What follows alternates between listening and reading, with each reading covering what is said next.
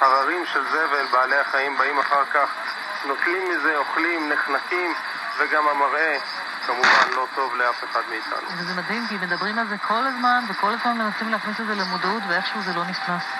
אפשר באמת לקוות לשילוב של חינוך וכאמור אכיפה, כי אני עוד לא זוכר דיווחים של אנשי המשטרה הירוקה ורשות הטבע והגנים וכל מי שקשור בזה, של מטיילים שנכנסו בכנס מכובד כזה שיחיב להם ויגרום להם בפעם הבאה אולי לאסוף אחריהם לפני שהם הולכים. ראיתי לא מעט מקומות ליד, פשוט מדהים, אנשים הביאו את המנגל החד פעמי ופשוט סיימו לאכול, קמו והלכו, אפילו לא אספו להרמה, הכל ממש כמו שהיה.